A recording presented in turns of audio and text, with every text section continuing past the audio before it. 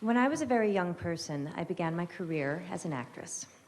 Whenever my mother wasn't free to drive me into Manhattan for auditions, I would take the train from suburban New Jersey and meet my father, who would have left his desk at the law office where he worked, and we would meet under the upper platform arrival and departure sign in Penn Station. We would then get on the subway together, and when we surfaced, he would ask me, "Which way is north?" I wasn't very good at finding north in the beginning, but I auditioned a fair amount, and so my dad kept asking me, "Which way is north?" Over time, I got better at finding it. I was struck by that memory yesterday while boarding the plane to come here, not just by how far my life has come since then, but by how meaningful that seemingly small lesson has been. When I was still a child, my father developed my sense of direction, and now, as an adult, I trust my ability to navigate space. My father helped give me the confidence to guide myself through the world. In late March last year, 2016, I became a parent for the first time. I remember the indescribable and, as I understand it, pretty universal experience of holding my week-old son and feeling my priorities change on a cellular level. I remember I experienced a shift in consciousness that gave me the ability to maintain my love of career and also cherish something else, someone else, so much, much more. Like so many parents, I wondered how I was going to balance my work with my new role as parent. And in that moment, I remember that the statistic for the US's policy on maternity leave flashed in my mind. American women are currently entitled to 12 weeks unpaid leave. American men are entitled to nothing. That information landed differently for me when 1 week after my son's birth, I could barely walk. That information landed differently when I was getting to know a human who was completely dependent on my husband and I for everything, when I was dependent on my husband for most things, and when we were relearning everything we thought we knew about our family and our relationship. It landed differently. Somehow, we and every American parent were expected to be back to normal in under 3 months. Without income? I remember thinking to myself, if the practical reality of pregnancy is another mouth to feed in your home, and America is a country where most people are living paycheck to paycheck, how does 12 weeks unpaid leave economically work? The truth is, for too many people, it doesn't. 1 in 4 American women go back to work 2 weeks after giving birth because they can't afford to take off any more time than that. That's 25% of American women. Equally disturbing, women who can afford to take a full 12 weeks often don't, because it'll mean incurring a motherhood penalty, meaning they will be perceived as less dedicated to their job and will be passed over for promotions and other career advancement. In my own household, my mother had to choose between a career and raising 3 children, a choice that left her unpaid and underappreciated as a homemaker, because there just wasn't support for both paths. The memory of being in the city with my dad is a particularly meaningful one, since he was the sole breadwinner in our house, and my brothers and my time with him was always limited by how much he had to work. And we were an incredibly privileged family. Our hardships were the stuff of other families' dreams.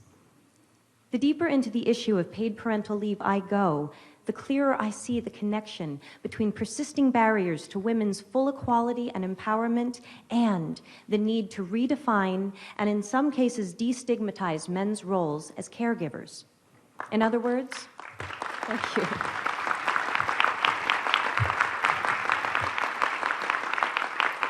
In other words, in order to liberate women, we need to liberate men. The assumption and common practice that women and girls look after the home and the family is a stubborn and very real stereotype that not only discriminates against women, but limits men's participation and connection within the family and society. These limitations have broad-ranging and significant effects for them and for the children. We know this. So why do we continue to undervalue fathers and overburden mothers? Paid parental leave is not about taking days off work. It's about creating the freedom to define roles, to choose how to invest time, and to establish new, positive cycles of behavior. Companies that have offered paid parental leave for employees have reported improved employee retention, reduced absenteeism and training costs, and boosted productivity and morale. Far from not being able to afford to have paid parental leave, it seems we can't afford not to. In fact, a study in Sweden showed that for every month fathers took paternity leave, the mother's income increased by 6.7%. That's 6.7% more economic freedom for the whole family. Data from the International Men and Gender Equality Survey shows that most fathers report that they would work less if it meant that they could spend more time with their children.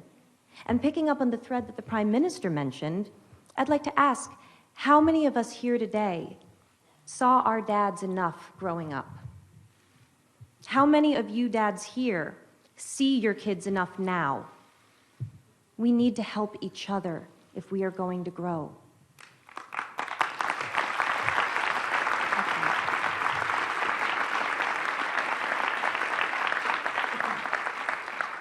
Along with UN Women, I am issuing a call to action for countries, companies, and institutions globally to step up and become champions for paid parental leave. In 2013, provisions for paid parental leave were in only 66 countries out of 190 UN member states. I look forward to beginning with the UN itself, which has not yet achieved parity, and whose paid parental leave policies are currently up for review. Oh, you're going to see a lot of me. Let us lead by example in creating a world in which women and men are not economically punished for wanting to be parents. I don't mean to imply that you need to have children to care about and benefit from this issue. Whether or not you have or want kids, you will benefit by living in a more evolved world with policies not based on gender. We all benefit from living in a more compassionate time where our needs do not make us weak. They make us fully human. Maternity leave or any workplace policy based on gender can, at this moment in history, only ever be a gilded cage. Though it was created to make life easier for women, we now know it creates a perception of women as being inconvenient to the workplace. We now know it chains men to an emotionally limited path, and it cannot, by definition, serve the reality of a world in which there is more than one type of family. Because in the modern world, some families have two daddies. How exactly does maternity leave serve them?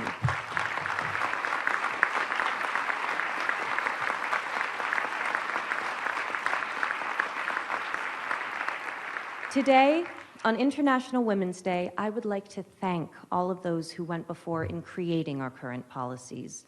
Let us honor them and build upon what they started by shifting our language and therefore our consciousness away from gender and towards opportunity.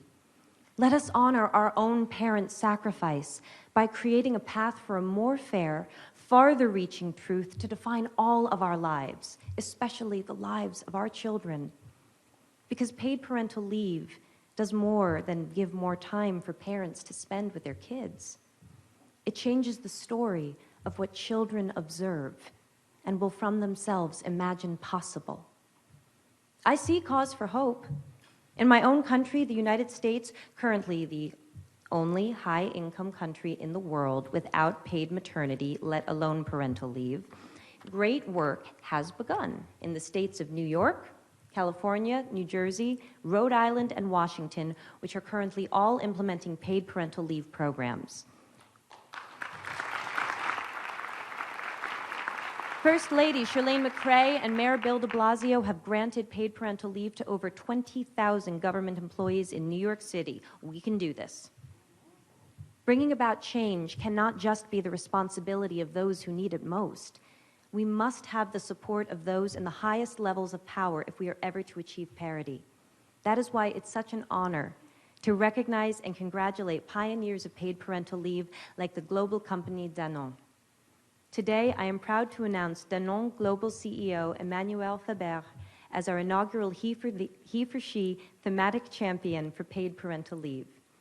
As part of this announcement, Danone will implement a global 18 weeks, gender-neutral, paid parental leave policy for the company's 100,000 employees by the year 2020.